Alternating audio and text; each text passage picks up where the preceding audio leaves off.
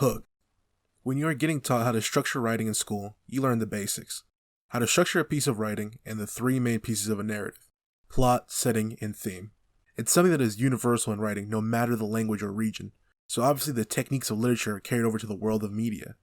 There's a specific moment or set of episodes that are meant to hook the viewer and turn them from a casual watcher to an obsessed enthusiast. Today, I am here to talk about the hook that got me absolutely obsessed with a show that's been running for over 20 years, with almost 1,000 episodes: One Piece.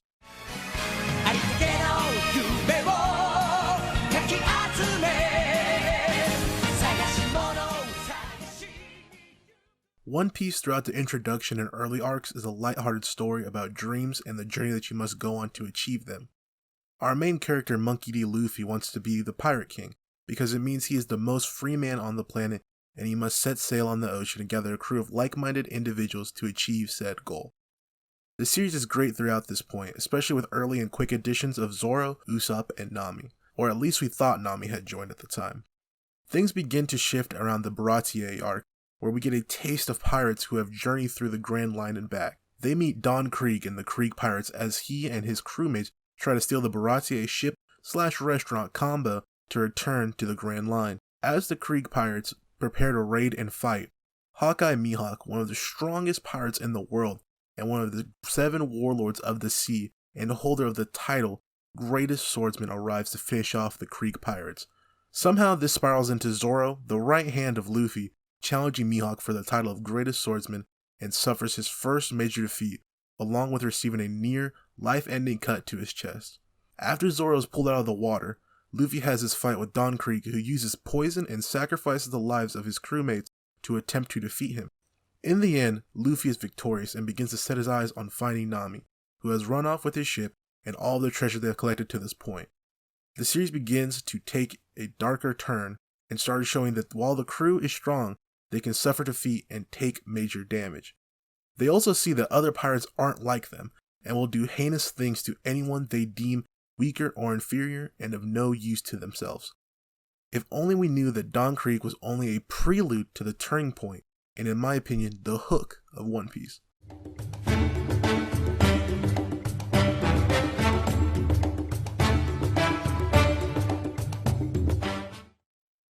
Luffy, a heavily damaged Zoro, Usopp, newly obtained member Sanji, Johnny, and Yosaku head to where Nami is believed to be, Arlong Park, in the close encompassing Cocoyashi village. To jumpstart things, Zoro is captured by the Arlong Pirates due to some stupidity and shenanigans involving Usopp, Johnny, and Yosaku, which leads to him finding out that Nami is actually a member of the Arlong Pirates, despite having said that she completely hates pirates herself. Arlong, the ruler of Arlong Park and Cocoyashi village, appears before the captured Zoro and begins to mock him for being tricked by the likes of Nami, and begins to describe her quote-unquote actual personality of being a liar, cheater, and willing to stab even her own family in the back to get $1. Zoro laughs at this and decides the only way to find out if this is true is to see it for himself.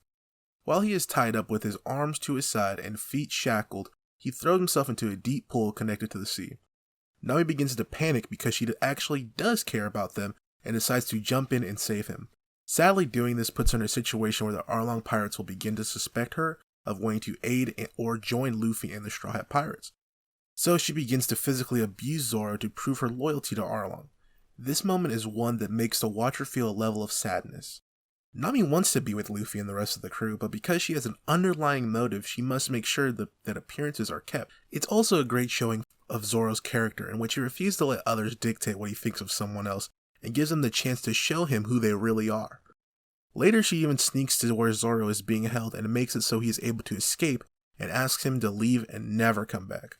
On the other side of the island, Usopp is doing Usopp things by attempting to be a hero and pull a con on a fishman in order to escape.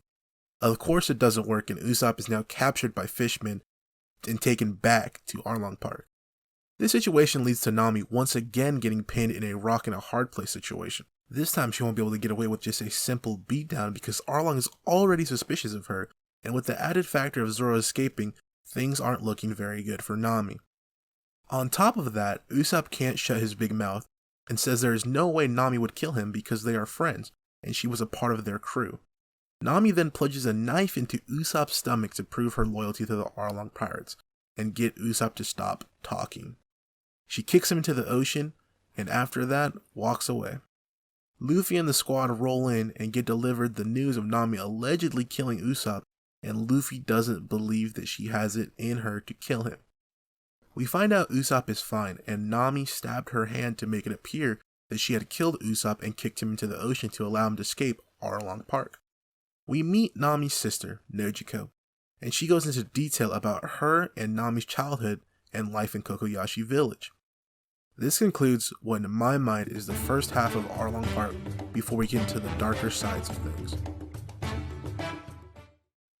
Deception is something common in the One Piece world, especially in the beginning part of the series, where enemies aren't as powerful, so the option of just bulldozing over others isn't as viable as it would be in current One Piece. However, the one performing the deception is usually the villain, like we saw in Syrup Village with Captain Kuro, or like in Baratie with Jean deceiving Sanji by pretending to be just a starving man instead of a pirate amongst a strong crew. But in this instance, the one deceiving quite literally everyone is Nami. She can't show Luffy, Zoro, Usopp, and the other members of the crew her true feelings about them or Arlong because of her fear of them getting involved and rooting the deal she has set in place to buy Cocoyashi Village, which we learn more about in a bit. There's also a feeling that if she confesses to what Arlong does and has done to her, that they will retaliate and put their own lives on the line as well, in a fight that she isn't certain the Straws can win. On the other side of the coin, she is having to play this character to Arlong of a villainous and treacherous thief who will sell anyone out and is extremely loyal to Arlong. We come to learn that Arlong has long since sniffed out the second part and only made her play that role for his own amusement. And thus, we enter the second portion of the Arlong Park Arc. Nojiko offers to explain the history of Cocoyashi Village to the Straw Hats, but Luffy and Zoro refuse to listen as they don't care, and it won't change their opinion of Nami, because much like I said about Zoro before, Luffy makes his own opinions of people based off of what he has seen them do. Nojiko goes into detail about what led Nami to become the person that she is today. Nami and Nojiko were both found deserted in a town that had been ravaged by war by a woman named Bellamere, who was a Marine. Seeing two helpless children, she decided that she couldn't just leave children to die. She dedicates her life to raising both of them and takes them to Cocoyashi Village. As an adoptive mother, she tries her best to treat them like her own. However, since they all know that they aren't related by blood, it becomes a point of contention for Nami often. She even goes as far to say it doesn't matter because they aren't actually family. After years of living peacefully and scraping by, a grand threat approaches. Arlong takes over the island and demands each person pay for their life. 100,000 per adult and 50,000 per child. Those who cannot pay will be killed on the spot. Already struggling to make ends meet with her tangerines, Bellamere rounds up all her money and finds out she only has $100,000, and decides the best course of action is to pay for the children. She is struck down in front of both Nojiko and Nami by Arlong in exchange for the 100,000 berries and keeping her children alive. Having to watch a parent die is already terrible for a child to live with, but it's even more traumatizing to know that the reason your mother had to die was because she sacrificed her life for yours. Nami had to live with that for the rest of her life, and so did Nojiko. They both from that day forward felt a sense of responsibility for Cocoyashi Village and tried their best to help it.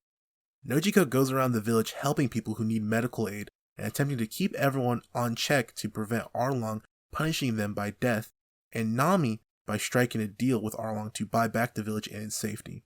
Nami turns out to be a Robin Hood type thief, as most heroic thieves are, and actually has a heart with good intentions. Having to be evil for the sake of good is a persona that she created for others to be safe, and her desire to sacrifice years of her life and essentially become a martyr for the village is an idea she inherited from her mother, who did that exact same thing for her children's safety. This next portion is where we see the facade and persona of Nami, the member of the Arlong Pirates, wither away. In a series of events that Nami never foresaw but viewers could, Arlong betrays her. A group of Marines arrive at the island and instantly go after Nami for being a member of the Arlong Pirates. They claim that she has illegal money stashed away that is meant to aid the pirates in their conquest of the East Blue. Nami denies this, and the townspeople defend her by saying the money is to be used to buy back the village from Arlong's control. This whole time they knew Nami was playing a character and just trying to help them. Despite this, the Marines, who have obviously been tipped off, still seize the money and leave Nami, who was close to the goal, having to start from scratch. In the commotion, Nojiko was also shot trying to defend the money. Nami's whole world is spiraling down, and quite literally, her entire life up until this point, which is stolen right before her eyes. On top of that, her sister now is in critical condition from the gunshot wounds, and Nami thinks another family member has sacrificed themselves for her sake. Confronting Arlong about the events, he sarcastically plays it off and says he would never do such a thing, and maybe she should just start over. Nami runs away, a mess of tears. The strong young woman has now been beaten to a breaking point. As she returns to the village, the citizens have decided enough is enough, and despite her best wishes, push forward towards Arlong Park to enact their revenge. Once again, people are going to put their lives on the line because of Nami, and there's nothing she can do to save them or stop them. Having finally broken after years of suffering, scratching, and clawing towards a goal that deep down she may have even believed was impossible, she breaks. Nami begins to stab the Arlong pirate tattoo she has on her arm in a fit of rage. Luffy has finally gotten his chance to find and interact with Nami. He stops her and she begins to scream at him and asks why he couldn't just stop and go away. He doesn't speak back to her. After finally letting the anger out, she just begins to sob. Nami, with tears in her eyes, finally does something that she has never done and asks for help. Please help me.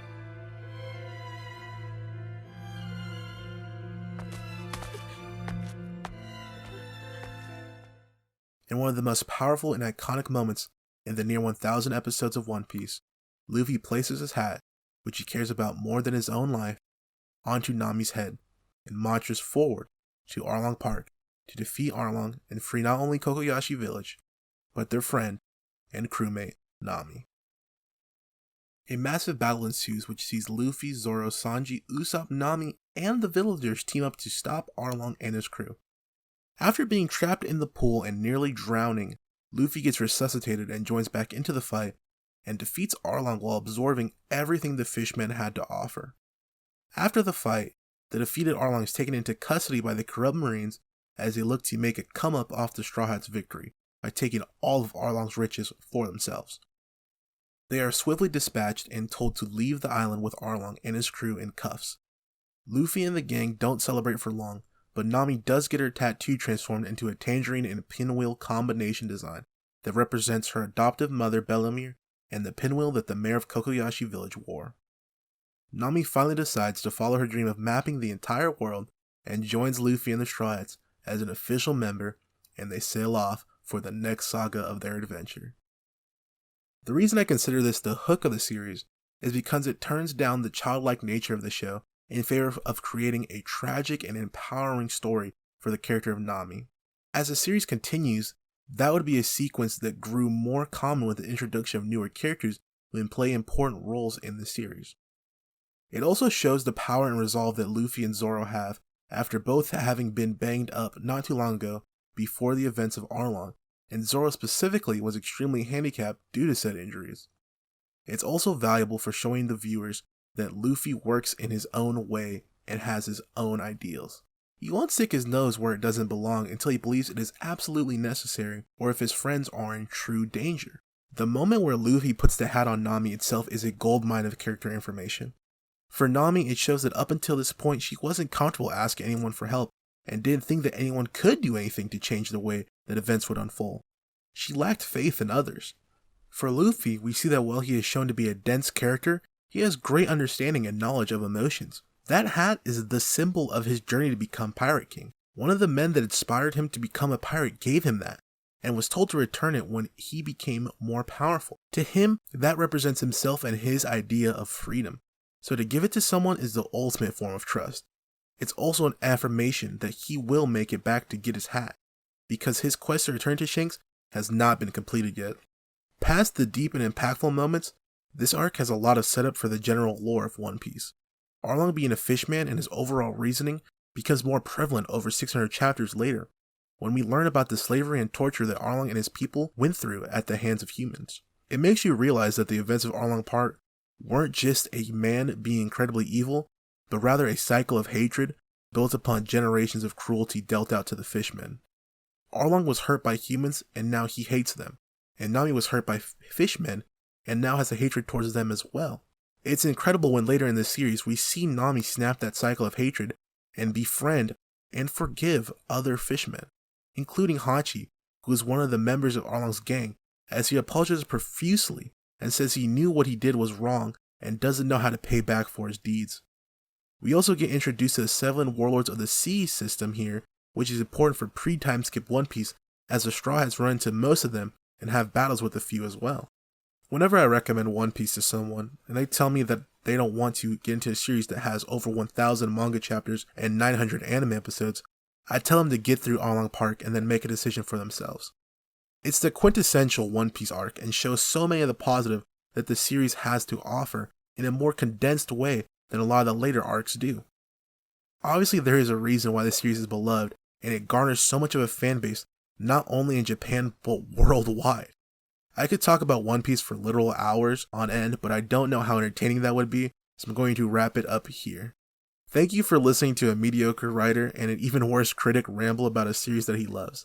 If you want to hear me talk more about the series I love, I have a playlist with all of the video essay style stuff, and subscribe to see when I upload a new video in this style. As well as these style of videos, we have a podcast which is our main attraction, where we review TV shows, movies, and anime every Monday. We'd appreciate it if you subscribed and liked the video, and also followed us on our socials on the screen to support our collective. Much like One Piece, our journey is not over, so instead of saying goodbye, I'll take a page out of the One Piece anime and say, "To be continued."